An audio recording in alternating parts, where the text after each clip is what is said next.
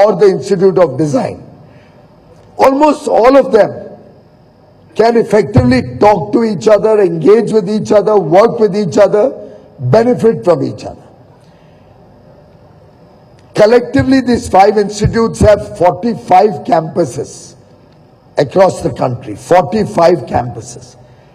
We have thousands of students, some coming up with design expertise, some with fashion, some with packaging, some about foreign trade,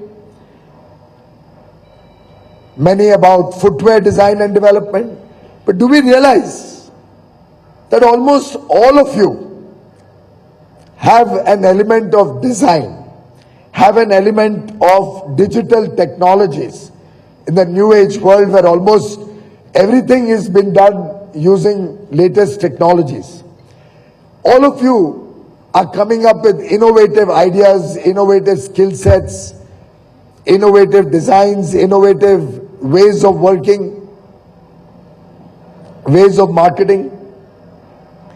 And many of you are today entrepreneurs who are job creators, who are seeding their own business, their own ventures, whether in India or internationally or both. And therefore, I think it's very appropriate that we must draw synergy between the 5 streams that are collected here today. Frankly, I'm really delighted to see the large participation. It's far beyond my imagination.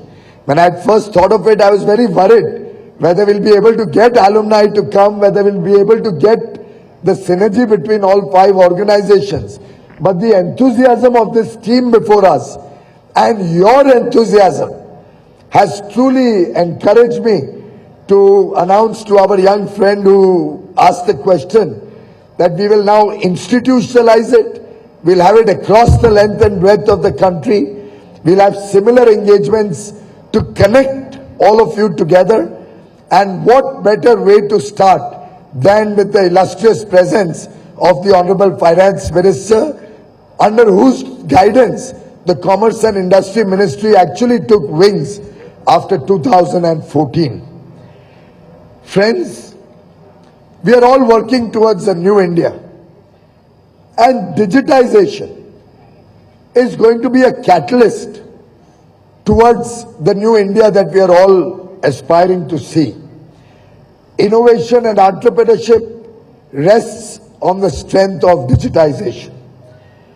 It lowers the entry barriers. More and more people get an opportunity, even with less capital, to think big. E-commerce, for example, has shown us that way. And it helps you bring quality, it helps you bring scale, it helps you improve your efficiency. And all of these put together will help us not only take prosperity to the remotest corners of the country and our weavers, our artisans, our handicraft experts, our people engaged with khadi, with handloom, but will help provide them additional income, help provide them livelihoods, will help us earn precious foreign exchange, will help us grow the economy, and will help us create millions of jobs across the country. In fact, the world today recognizes, thanks to the very, very deft handling of the Indian economy by Honorable Finance Minister Srimati Sitharaman ji, under the guidance of Prime Minister Shri Modi, the world today is looking up to India as a bright spot amidst the chaos that the world is going through. We are a country that's recognized by the chief of IMF, Ms. Christy Lydia, or by the chief economist of IMF, by business leaders from across the world, by world leaders as the bright spot, as the country which will take the world economy forward. Yesterday I was sharing my statistical analysis, looking at the fact that the Indian economy over the last 30 years has grown 11.8 times, 11.8x growth. And we have just reached the cusp, the inflection point. From here onwards, in the next 30 years, India is going to breach the $35 trillion mark and take India to the level of a developed country, a prosperous country with inclusive growth for all the people of India. And all of you friends, students and alumni of these 5 institutes have a very important role. You are the stakeholders who can make this happen.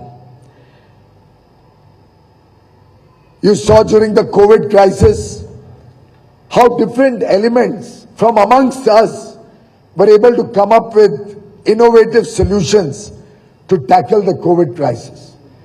In fact, I'm in the city of Hyderabad, the city of pearls, and I can proudly say thank you to Hyderabad because I got my vaccine, which was designed, innovated, patented, and produced by a company from Hyderabad, Bharat Biotech. When the country needed personal protective equipment and we went across the world, we couldn't find any. The rich countries were cornering the stocks of PPEs. On one clarion call of the Honorable Prime Minister, our textile industry came up to speed. Our designers from NIFT worked day and night, innovated domestic manufacturing. And friends, we are the world's 2nd largest producer of personal protective equipment today in India.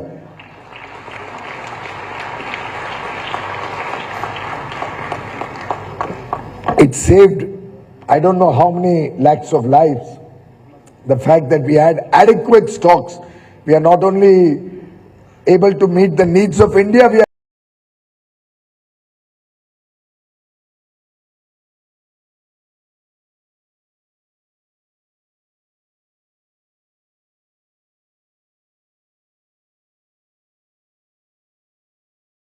poured into the answer, but a slight clarity to my question was, I'm really thankful to my lecturers from NIFT Hyderabad.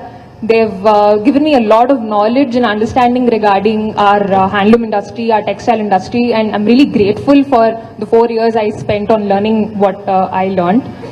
So I think my question really was to understand what can be done in the current industry to empower those rich artisans that I recognize them because I come from the institute and I know what goes into the preparation of a tailored dress or a top. But how can we empower them? How can we move the industry and propagate it better? Was what my question by consuming really was. more of their products, by buying more of their products, and spreading the word about them. Yeah. Okay. Empowering is recognizing them, facilitating them, and supporting them. So empowerment doesn't have to be that we give them, more and more things which you think are required by them. All that they want is for them to be appreciated. Once you do that, once you recognize that, once you're able to buy more of their products, they're going to be on their own empowered. Thank you so much, ma'am. Thank you so much, ma'am. Moving on, we have the next question from Mr. Rahul Ray from NIFT.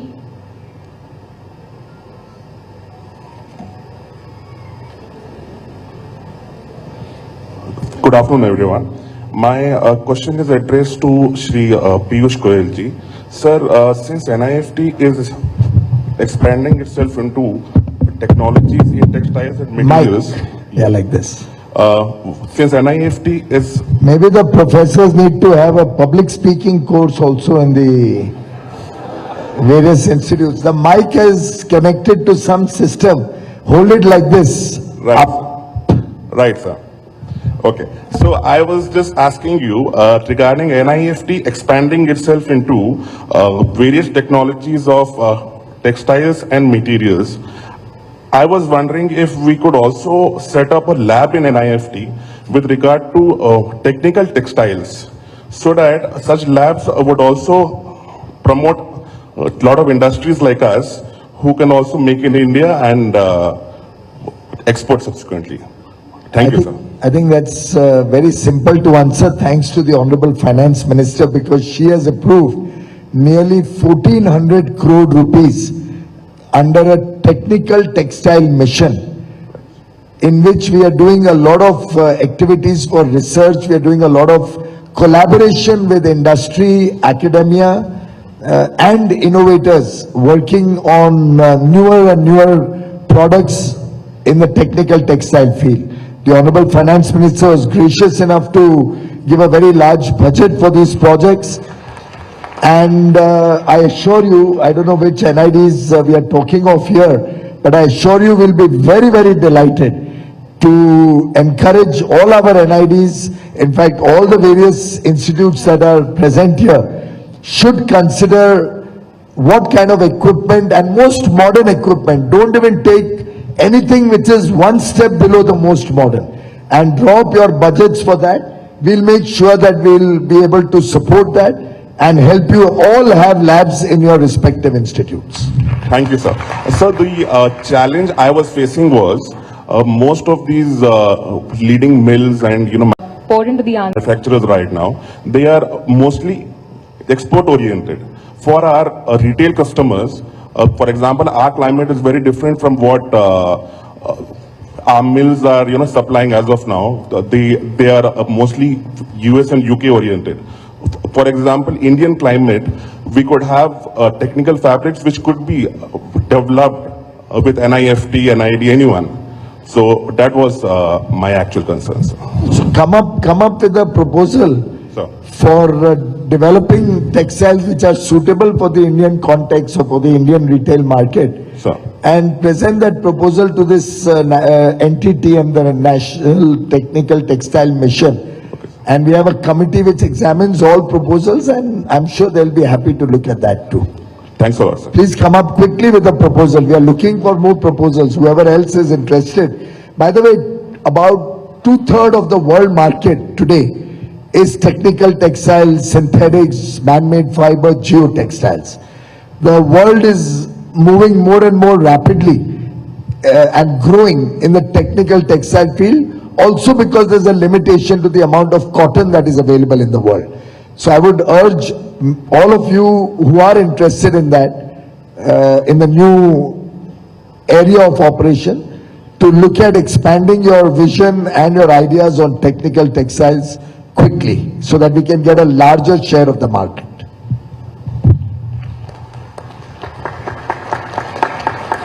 Thank you so much, sir. We have one more question from Swati from IIFT. Swati, could you please raise your hand? Okay, she's here. Respected sir, respected ma'am. Ma'am, this is a question and a suggestion for you. You yourself are an inspiration for working women like us. What I've seen in my corporate career is that we have our careers, we do the work in offices, at home and all. But when it comes to personal finance, a lot of women just don't look at it. They just think that it is the domain of their husbands, of their fathers, of somebody else. So is there a thought maybe from the ministry to ensure that maybe some public messaging where women start feeling comfortable that yes, I will manage my own finance. It's not something that is to be given to someone else. Thank you. I presume a lot of work is already happening, but the fact that you're asking this question means that it is not really reaching everybody. Please sit down. There are financial education packages which many of the institutions which are dealing with markets, the stock market, the SEBI itself does a lot of teaching of how to, be better literate about handling your finance. The NSDL, which is the Securities Depository, also has a very fascinating course. I've gone through it myself, in a sense not to compete as a person learning there, but just to see what the contents is. They've made it very user friendly. As and when you have time, you can always register yourself and understand what is it that they are teaching us on it. Similarly, Reserve Bank also comes up with how to be aware in the market. So there are institutions which are doing these courses. I'm not sure a populist approach of putting it in newspapers every morning, some of them do that as well, partly, but that alone will help because it's a question of also the language in India. It's not just English educated people should know, it should be much more spread in the regional languages. So there are avenues through which you can inform yourself of how to be more money conscious and how to be informed about how to use it. Well, if you can share your contacts with your institution, with your people, I will try to get some of these links for you. Ma'am, actually... I think it's better you stand because there are people between you and me, I can't see your face. Yeah, ma'am, actually it is not for me personally. I had my family and everybody helping me with it, as in I manage my finances by myself, but I have at times run sessions within my corporate life for women, and I've realized that they have their salaries but they don't bother as to, they ask questions about simple stuff about mutual funds, FDs, everything is left to the males in the family. No, that's fine. It may not be specifically for you, but you and your likes, you can always use it. I'll give you the reference points of the links from where you can take those information or run those links for your benefit. And you can always spread the word to whoever you want to use it. They are publicly available little packages of how to be alert, how to be conscious, how to be more money appreciative, and so on. So I can always pass that information on. Sure. Thank you, ma'am. Thank you so much, Honorable Ministers, for answering the questions. Can we give them a huge round of applause, please?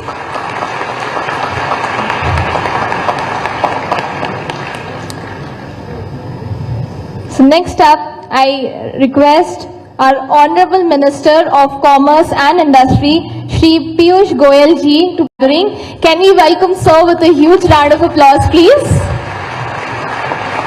Welcome.